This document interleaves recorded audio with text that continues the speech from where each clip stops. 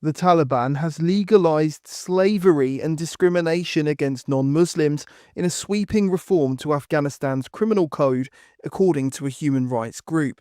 The move has gone largely unreported, with only one UN official raising his concerns. In early January, the Taliban's emir issued a decree on the criminal procedure code for courts, which was circulated to provincial courts across Afghanistan. Human rights charity Rawadari calls the code deeply concerning. Within it are provisions to legalize discrimination against non-Muslims and the suppression of basic freedoms. The code outlines Hanafi Sunni Muslims, counting for about 30% of Muslims worldwide, as the only Muslims, characterizing followers of other sects or religions as heretics. The Taliban decrees that those who, quote, defend false beliefs contrary to Islam or those who invite others to such beliefs should be killed with the permission of the imam. Mockery and ridicule of Islamic rulings have been outlawed, as have dancing and watching others dance. Those part of the Hanafi school of thought are forbidden to abandon their belief, incurring a 2-year prison sentence if they do so. The code enshrines a strict class system and a division of people into free and enslaved categories. Article 9 divides society into 4 categories: scholars, the elite, the middle class, and the lower class. The punishment for crimes will be determined based on your class. Crimes committed by scholars, for example, shall be resolved with advice. A lower class person committing the same crime is to be imprisoned and sentenced to corporal punishment. The Taliban introduced the concept of slavery within the code, invoking the word ghulam, meaning slave. Article 15 rules that, quote, in the case of any crime for which a prescribed punishment has not been specified, discretionary punishment is ruled whether the criminal is free or a slave. Article 4 sets out the conditions for punishments to be carried out by the, quote, slave master.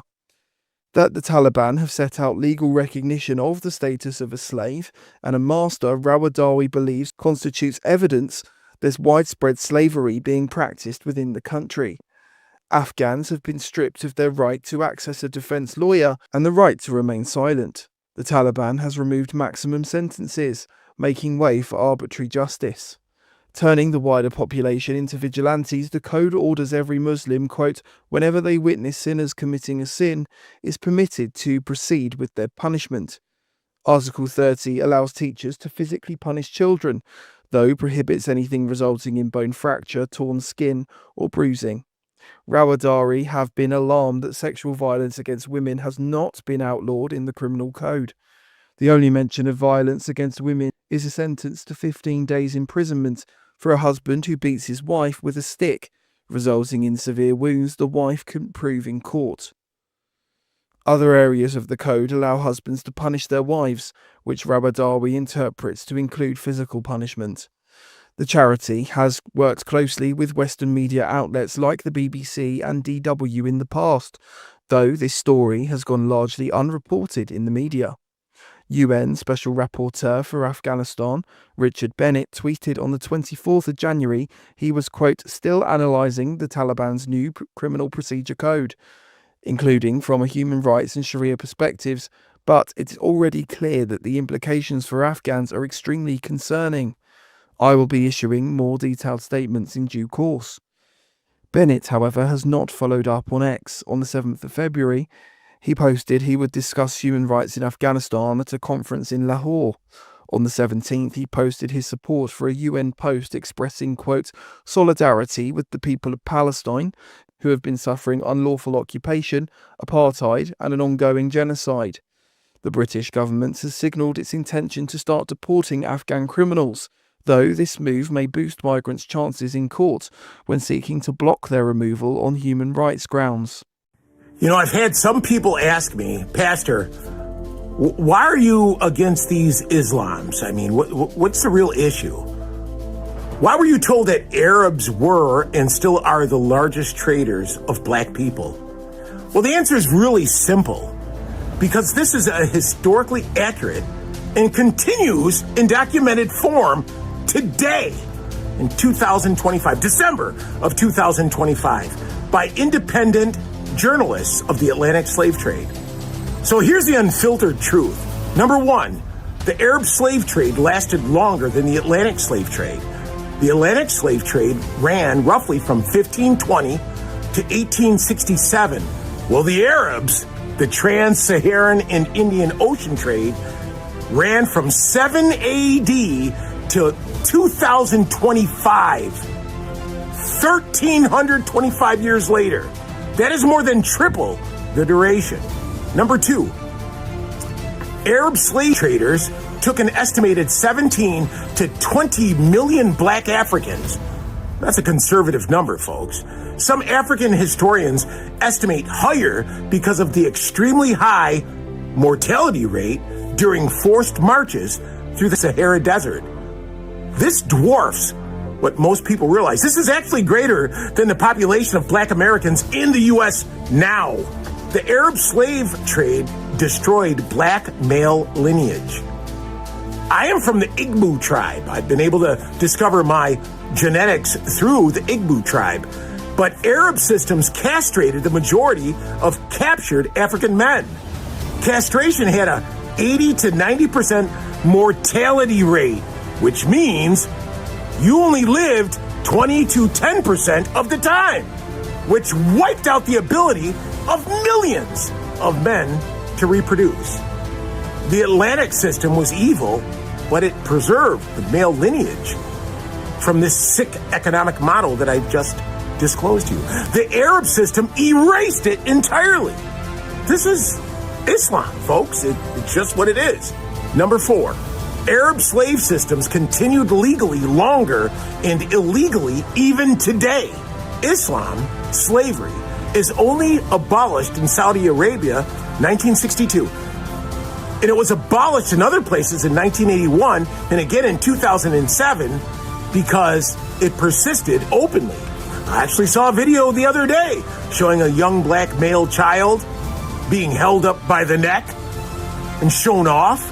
It's documented in Liberia, Sudan, parts of Sahel, and the Gulf states. The kafala system. That's functional slavery, folks.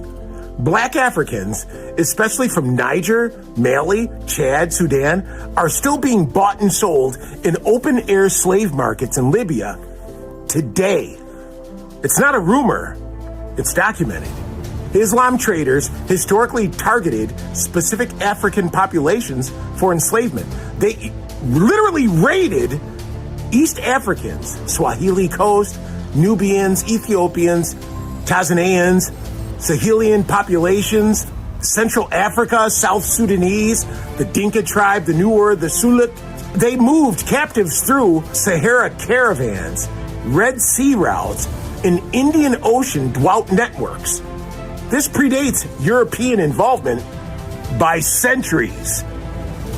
So why weren't you told this in the American public schools? Because the Western curriculum frames slavery exclusively around Europeans in the Atlantic context. Mentioning Islam and the Arab system forces, it literally forces educators to admit two uncomfortable realities. A, slavery was global and not Western. B, Arab Islamic slave traders ruled the day. That's just the facts, folks. That's just the objective truth. The Igbo people did not sell slaves to Arabs. The Igbo lived in southeastern Nigeria. Arab slave networks operated in Sahel, Sudan, East Africa, and the Sahara. That's just the facts, folks. The Islamic and Arab networks actually caused America to pay a 20% protection fee in the Mediterranean when they wanted to move slaves to America. Their ships weren't safe at all. And sadly, America paid this until it revolted.